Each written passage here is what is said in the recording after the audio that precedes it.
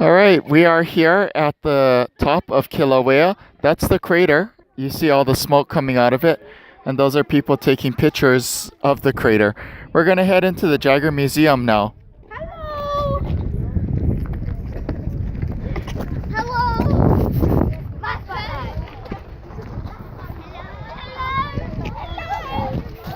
What's that for? And this is Mrs. Takushi.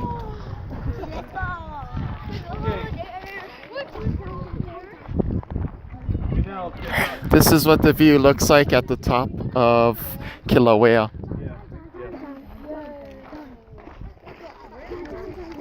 Oh yeah, right.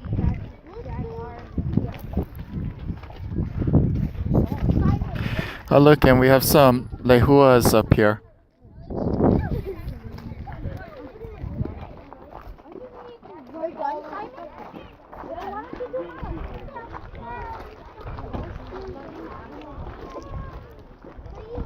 Over there where the smoke's coming out, that's where you see the glow. And this is the sign for the Jaggar Museum. There it is, Thomas A. Jaggar Museum.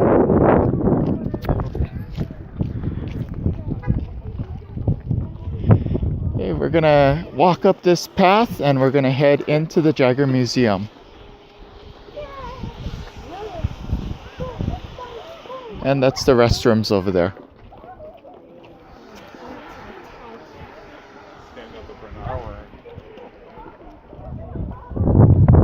That's a better view of the crater.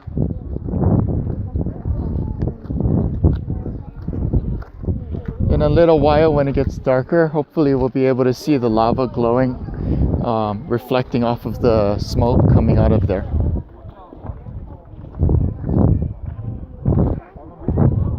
Okay, and we're gonna go inside.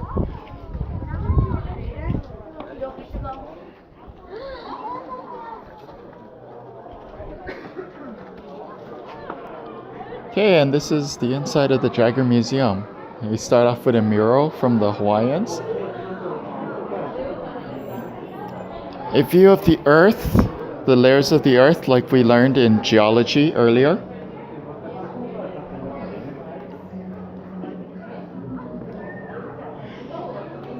This mural shows off the Hawaiian legends of creation and the different gods and goddesses. See if you can identify some of them.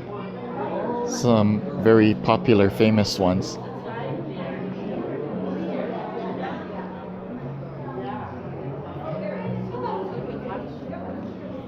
This here shows a little history of the eruptions that have happened. Now, Kilauea, the volcano we are on, is the longest lasting eruption in the world so far. It holds the record. It has been erupting consistently since 1983.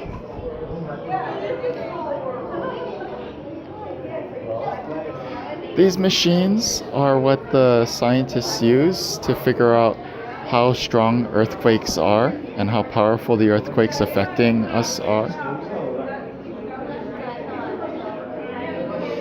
Here's a picture of a geologist, early geologist working with lava. As you can see, he's wearing a lot of protective gear to keep himself from getting burned.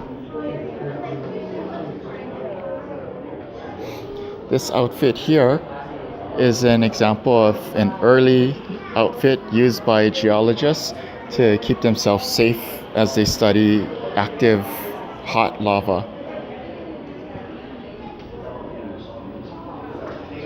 And let's see, this device is a thermocouples,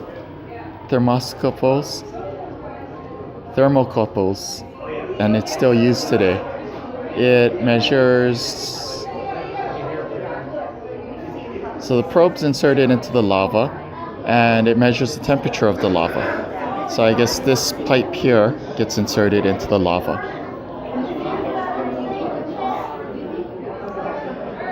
Okay, this is an example of an olden days machine. I showed you the new machine that measures how powerful earthquakes are. And this is the older version of that machine before computers, or before modern computers, I should say.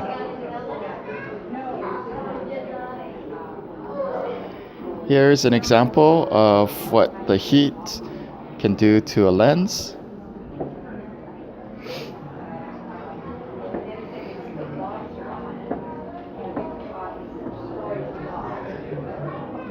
And as you can see, when we learned about the stages of a volcano, Kilauea itself used to be a lot taller, but it has since fallen into itself. However, it's still growing and magma is still escaping from Kilauea every day. Here are different types of lava. So this is basalt or basalt. It's a very hard lava used at the bottom, well, tends to be at the bottom of the ocean. This is very rough.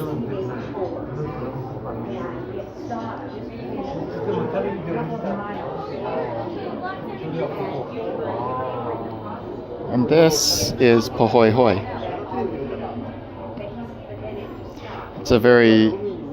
It's a smoother lava.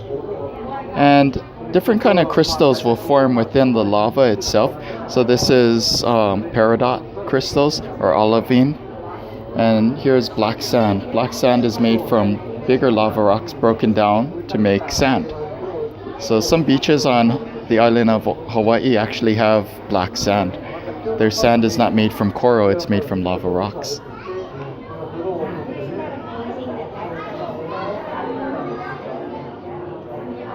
Here's a picture of Pele. Here's more A'a and Pahoehoe.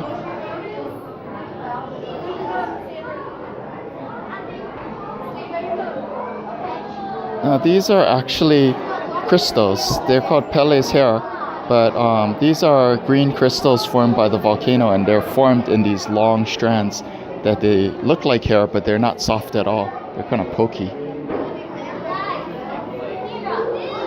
These are called Pele's tears, but they're just little lava rocks. They're actually obsidian. And these are cinders, just like the cinders that we have in our aquaponics that came out of the volcano.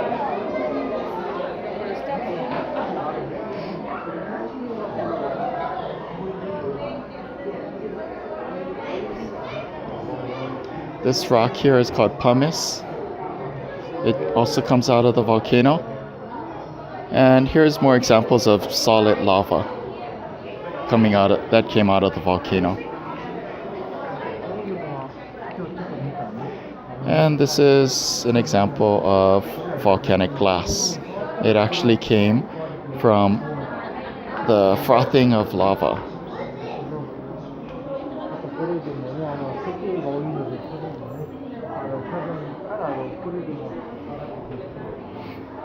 There are many samples here that people can touch and feel at this museum, different samples of lava.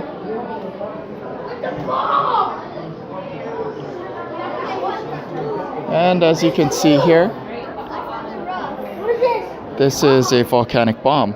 It is a large, dense piece of lava that was pushed out of the volcano in an explosion. And it came out like this, nice and big and hard.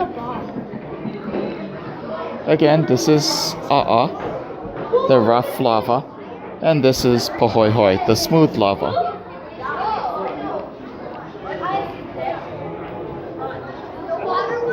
This picture shows a scene from when Kamehameha's cousin Keo'ua was fighting against Kamehameha, and his army got wiped out by the lava, and that made the Hawaiians think that Pele was on Kamehameha's side.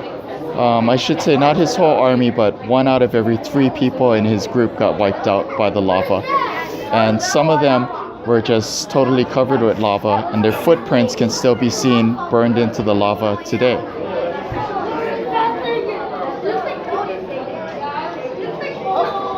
Here's a map of the Big Island.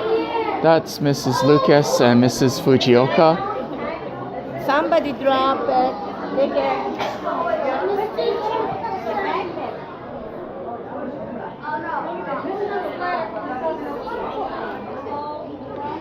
You know, when lava comes close to your town, this kind of stuff happens. So if you are living between an active volcano and the ocean, you really should not be living there.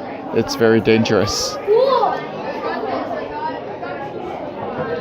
And we're gonna go out to the Kilauea crater.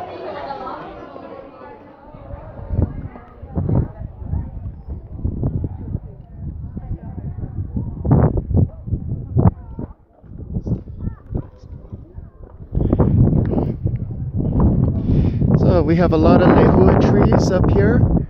The legend is that if you pick a lehua flower, it will start to rain because that shows crying. Now, this is the first crater, this whole huge thing here. When you zoom in there, that's the second crater. And actually, on the inside, there used to be a third crater, but if you can see all that new black floor on the bottom, that's the lava that actually filled up that crater and just totally plugged it. So now there's only one. If you look really, really closely at the hole that smoke's coming out of, you'll see some orange. That's actually the glow of the lava reflecting off of the rocks. It's starting a bit early. Well, thank you for listening to our video of Kilauea. I hope you are all doing well back at class, and we'll see you later.